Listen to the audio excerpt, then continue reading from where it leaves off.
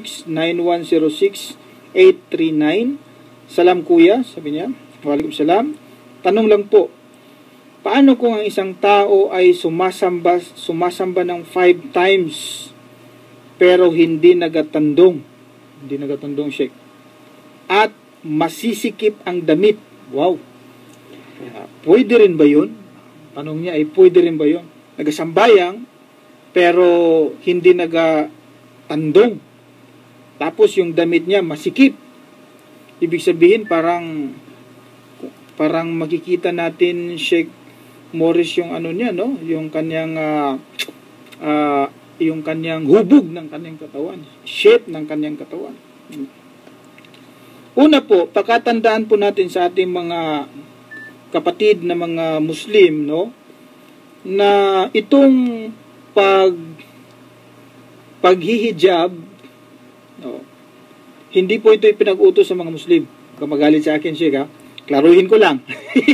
Ito pong paghihijab, hindi po yan kasi ipinag-utos sa mga Muslim. Ano po? Ang paghihijab ay hindi ipinag-utos sa mga Muslim.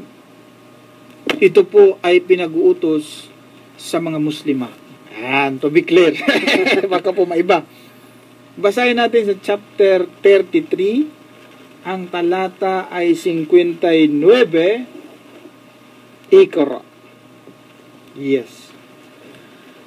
أعوذ بالله من الشيطان الرجيم يا أيها النبي قل لأزواجك وبناتك ونساء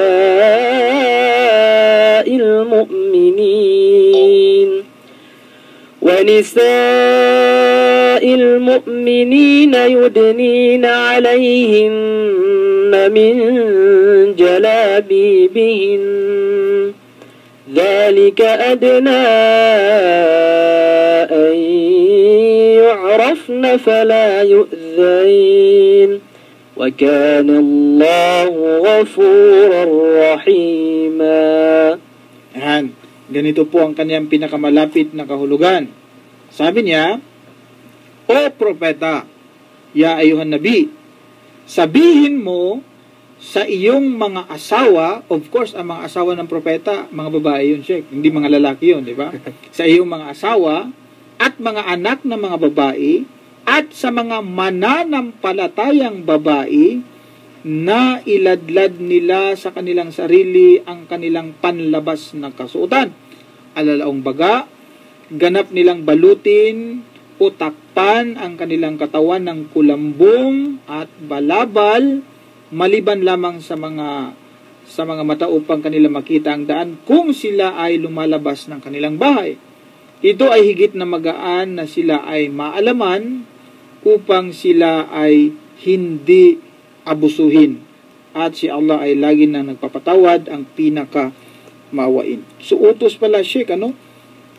In fact, no, buong katawan, no? Hindi lang yung kanyang ulo ang kanyang tatakpan. Ito mga babaeng mga mananampalataya.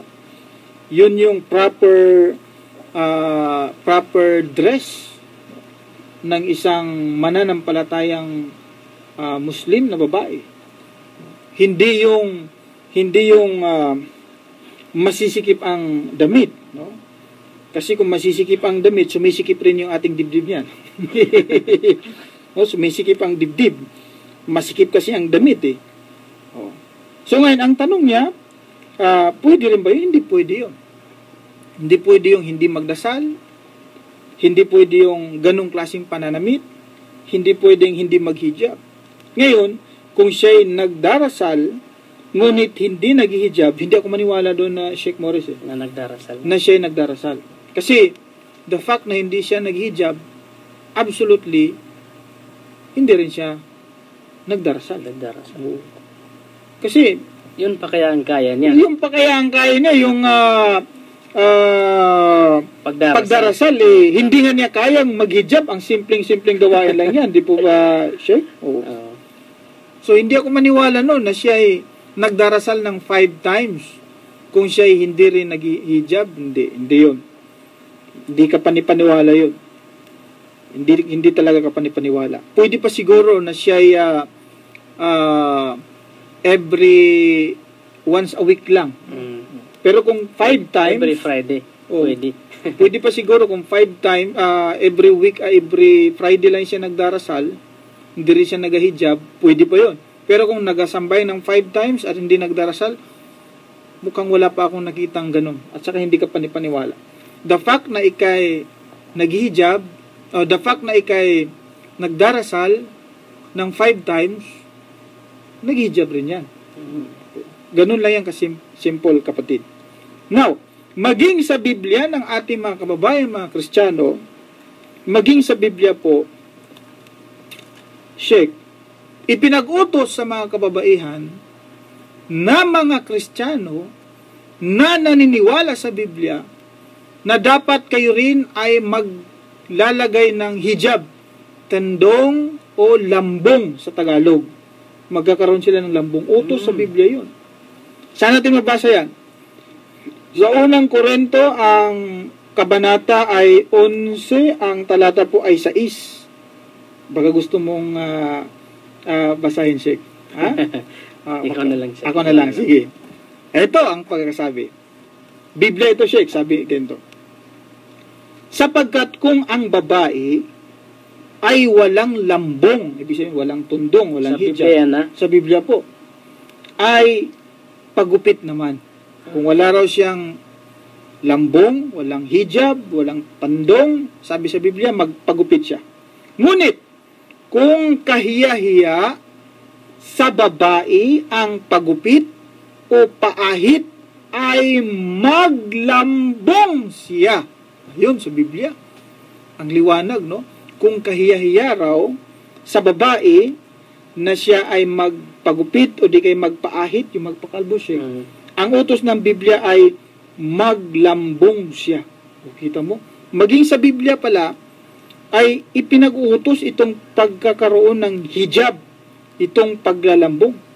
Kaya nga po, laking pagtataka natin, Sheikh Morris, sapagkat itong mga nagsasabing mga Kristiyano na naniniwala sa Biblia ay hindi nagtatakip ng kanilang buhok. Samantalang ito'y utos naman pala ng Biblia.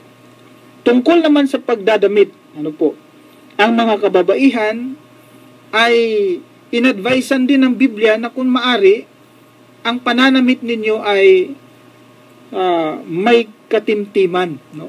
Kumbaga, dapat hindi yung nakikita yung kaluluwa niya. Saan naman natin mababasa yan? Sa unang Timoteo 2, ang talata ay 9, ganito ang pagkasabi. Sabi niya, gayon din naman, na ang mga babae ay magsigayak ng mahinhing damit. Ayun. Kapag mahinhing damit, yung damit na hindi